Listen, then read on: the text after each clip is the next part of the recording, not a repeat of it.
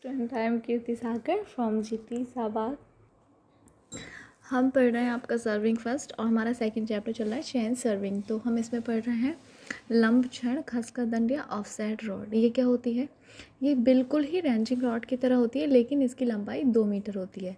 Ranging rod कितनी लंबाई में मिलती है? 2 या 3 मीटर में। खसका दंड के ऊपरी सिरे पर एक खांचा बना दिया जाता है। इस खांचे की सहायता से हम झाड़ियों में अटकी चेन को फंसा कर भी निकाल लेते हैं और इस तरह खांचे वाली छड़ को खसका दंड कहते हैं। खसका दंड पर भी 20-20 सेंटीमीटर के अंतराल पर काला या लाल रंग कर दिया जाता है। इस छड़ की सहायता से छोटी मोटी दूरियों का अनुमान भी लगा लिया जाता है, अर्थात सन्निकट दूरियां जो होती हैं वो खसका दंड की मदद से मापी जाती हैं। फिर आता है लकड़ी का हथौड़ा या मैलेट। सर्वेक्षण क्षेत्र में सर्वे स्टेशन को दर्शाने के लिए खूंटियाँ लगाई जाती हैं। हम जानते हैं। अब उन खूंटियों को लगाएंगे कैसे? मैलेट की हेल्प से। मैलेट की चोट क्या करते हैं? खूंटी पर लगाने से खूंटी फटती नहीं है और इसके लिए हम लकड़ी का हथौड़ा यूज़ करते हैं। इसे हम कहते हैं मैलेट। फिर आता है आपका फ्लैग्स या झंडियाँ। सर्वेक्षण क्षेत्र में अधिक दूरी पर स्थित जो बिंदु हैं, स्टेशन को दर्शाने के लिए जो रेंजिंग रॉड्स लगाई हैं हमने, उनके ऊपर हम झंडियाँ लगा देते हैं। क्यों? क्योंकि हम अधिक दूरी से भी इनको देख सकें। जो हमारे स्टेशंस हैं वो सारे स्टेशंस में विजिबल हों। ये झंडियाँ त्रिकोणीय आकार के कपड़ों की बनी हुई होती हैं और विभिन्न रंगों में मिलती हैं। इन्हें आरेखन दंड के शीर्ष पर लगाया जाता है ताकि आरेखन दंड को दूर से आसानी से देखा जा सके। और कई बार विभिन्न स्टेशंस में अंतर को दर्शाने के लिए भी हम झंडियों को लगाते हैं। फिर आता है आपका प्लम्ब बॉब। ये एक लट्टू की तरह होता है। ये क्या होता है? ढालू तथा ऊबड़ खाबड़ भूमि पर स्थित बिंदुओं को ठीक नीचे भूमि पर शाहुल की सहायता से स्थानांतरित किया जाता है। यह धातु का एक शंकुनुमा पिंड होता है, जैसे आपको दिख रहा है, जिसके शीर्ष में एक मजबूत धागा बंधा होता है और इसे डोरी से पकड़कर लटकाते हैं तो निचला नुकीला सिरा ठीक ऊर्ध्वाधर रेखा दर्शाता है। ढालू सतह पर जमीन मापन करते समय जो लीडर होता है वो अपने सिरे के बिंदु को ज़मीन पर स्थानांतरित करता है। किसकी हेल्प से? प्लम्ब बॉब की। शाहुल का प्रयोग आरेखन दंड की ऊर्ध्वाधरता को परखने के लिए भी करते हैं कई बार, क्योंकि हमारी जो रेंजिंग रॉड होती हैं वो ढीली हो जाती हैं या टेढ़ी हो जाती हैं। तो फिर क्या करते हैं? प्लेन टेबल में शाहुल का प्रयोग अधिक किया जाता है, जबकि इसका यूज़ कंपास सर्वे, थियोडोलाइट सर्वेक्षण सारे उसमें होता है। क्यों? सेंटरिंग करने के लिए।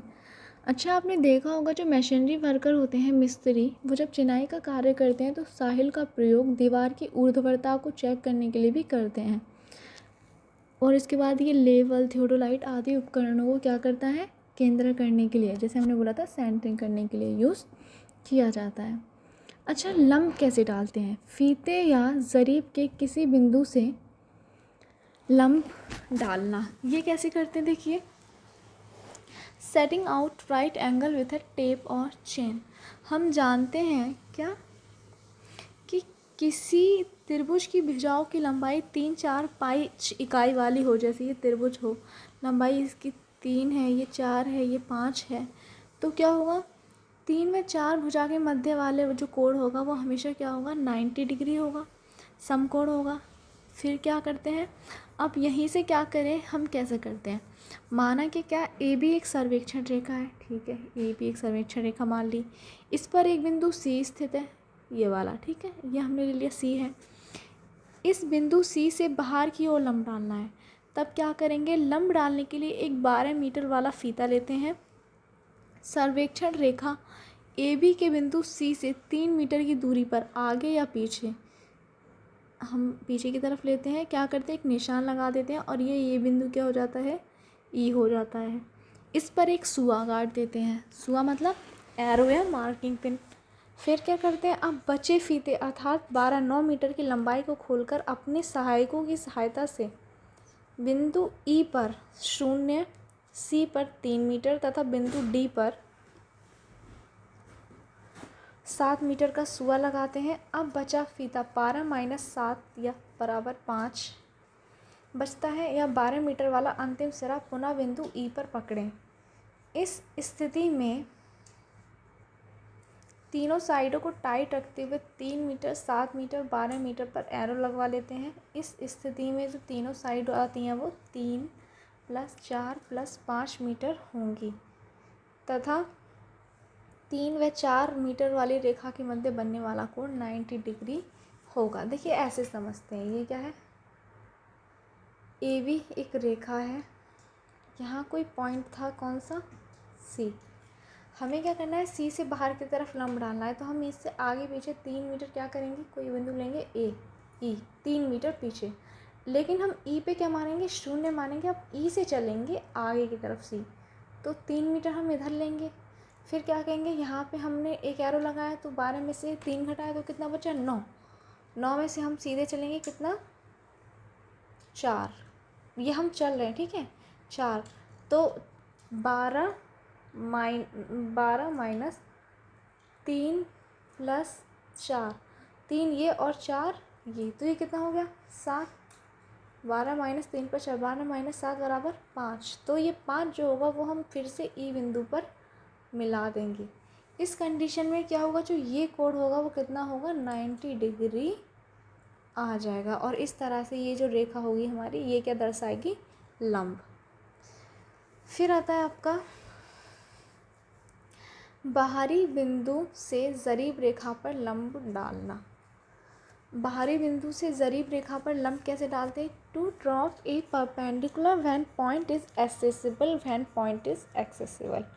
इसमें क्या करते हैं कि जब हम किसी बाहरी बिंदु से ज़रीब रेखा पे लंब डाल रहे हैं, अच्छा फर्स्ट में क्या अंतर था कि फर्स्ट में ये डिफरेंस था कि ज़रीब रेखा से ए बी थी ना हमारी, बाहर की तरफ पॉइंट सी से लंब डाल रहे हैं, ठीक। इसमें डिफरेंस इसमें है कि ए बी हमारी कोई रेखा है और कोई बाहरी पॉइंट है डी या सी, उससे हम लंब डाल रहे हैं। तो ये कैसे करेंगे, किसी बाहरी बिंदु से ज़रीब रेखा पर लंब डालने की क्रिया को हम ऐसे समझ सकते हैं, जैसे चित्र में है, ए बी एक क्या है, सर्वेक्षण रेखा है, डी कोई बिंदु है जो सर्वेक्षण रेखा ए बी से बाहर की ओर स्थित है और बिंदु डी से सर्वेक्षण रेखा पर लंब डालना है। तो सर्वप्रथम फीते के शून्य को पकड़कर क्या करते हैं, बिंदु डी पर खड़े हो जाएंगे और बिंदु डी पे एरो लगा देंगे, और इस एरो जो किस पे होगा, बिंदु डी पर होगा, लगे एरो से फीते का हैंडल अर्थात शून्यांक को फंसा दें। अब फीते को पर्याप्त लंबाई में खोलें। फिर क्या करते हैं, अब ए बी रेखा के सहारे बैठकर फीते को रेखा पर चलाएं। आप देखेंगे जैसे ही फीता केंद्र से दाएं या बाएं हटता है, उसकी लंबाई बढ़ती हुई प्रतीत होती है।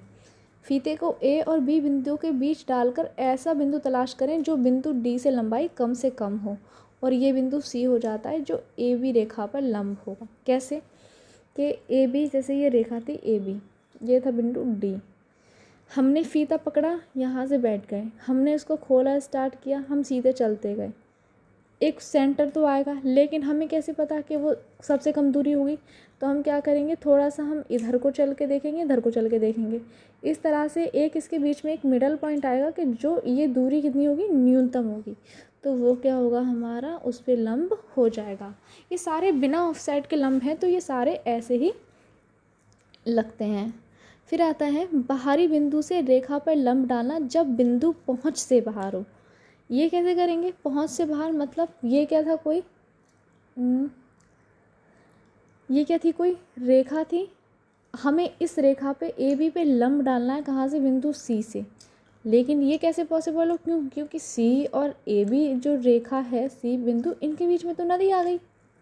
ये क्या, इसको क्या कहेंगे हम, बाधा आ गई, ऑब्स्टेकल आ गया।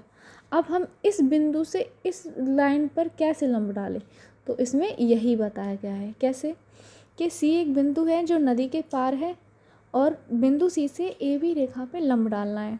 दो बिंदु रेखा ए बी तथा डी तथा ई अंकित करते हैं, ठीक है। हमने ए बी रेखा पे क्या ले लिए, दो और बिंदु ले लिए, डी तथा ई। अब ई जी तथा डी एफ सी डी तथा सी ई पर लंब डालो।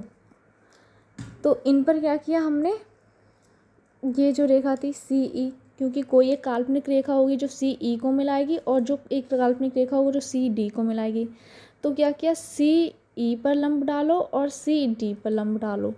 तो जब ऐसे हम करते गए तो ये कहाँ पे आया, उसके सेंटर में, ठीक।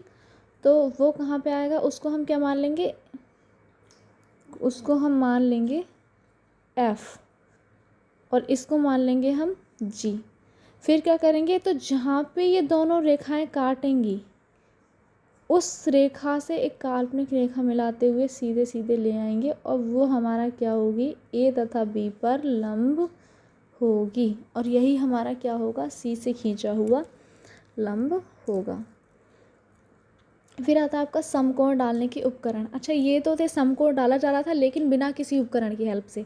अब कौन कौन से उपकरण हैं जो राइट एंगल के लिए यूज़ होते हैं, इनमें होता है ओपन क्रॉस स्टाफ, फ्रेंच और octagonal cross staff, adjustable cross staff, optical square. तो ये हम पढ़ेंगे नेक्स्ट क्लास में। Thank you class.